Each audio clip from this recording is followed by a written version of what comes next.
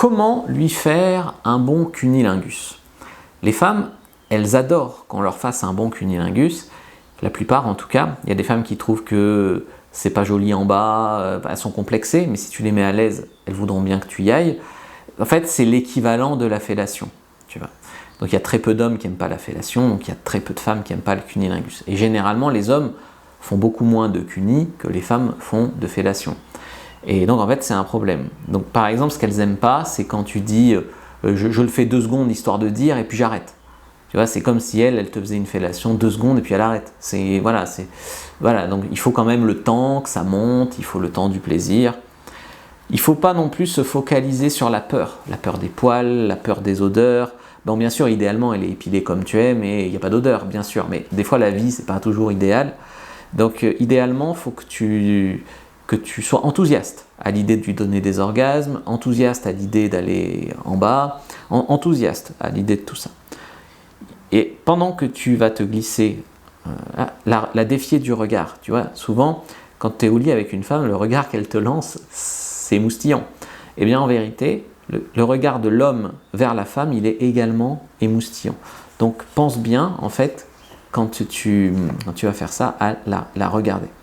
Ensuite, c'est bien se positionner. En fonction de comment tu vas te positionner, souvent, il y a des mecs, ils n'arrivent plus à respirer. Et ils ont mal positionné leur nez sur le mont pubis. Des fois, ils ont mal à la main. Parce que souvent, quand tu fais un cunnilingus, c'est bien d'utiliser ta langue, mais également faire une double stimulation en utilisant tes doigts également. Et ils disent j'ai mal au bras. J'ai mal au bras pendant la double stimulation. Donc là, ça veut dire qu'en fait, tu as mal posé ton coude. Tu vois. Donc en fait, moi je pense que c'est bien d'apprendre à faire des cunnilingus, donc apprendre à trouver le bon endroit, donc le clitoris avec ou sans le capuchon pour gérer, on va dire, la sensibilité, qu'elle aime, voilà, je veux dire, qu'elle aime de haut en bas dessus ou qu'elle aime autour dessus, ça aussi ça se teste. Mais généralement, voilà, les femmes adorent le cunni. En fait, le fait de faire un excellent cunnilingus et de leur donner un orgasme comme ça t'enlève la pression, en tout cas une grande partie de la pression de la performance. Et la plupart des hommes qui font ça, après quand ils couchent avec une femme, généralement ils tiennent plus longtemps, ils n'ont pas de problème d'érection, parce qu'il y a une grande partie de pression qui est partie, parce qu'ils lui ont donné un des plus gros orgasmes de sa vie avec la langue.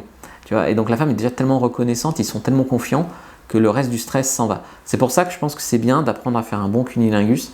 D'ailleurs, si ça vous intéresse, vous pouvez aller sur ma boutique en ligne Fabrice Julien Secret. Il y a le guide de l'oral pour hommes, autrement connu comme le guide du cunnilingus, que vous pouvez prendre. Donc c'est vraiment pas cher, et puis je vous montre tout. Il y a un e-book, un cours vidéo où je vous explique tout ça. Likez, commentez, partagez. N'hésitez pas à regarder mon autre vidéo sur comment être un bon amant. Abonnez-vous en masse à la chaîne. Moi je vous dis à bientôt et que le dieu de la séduction soit avec vous les amis.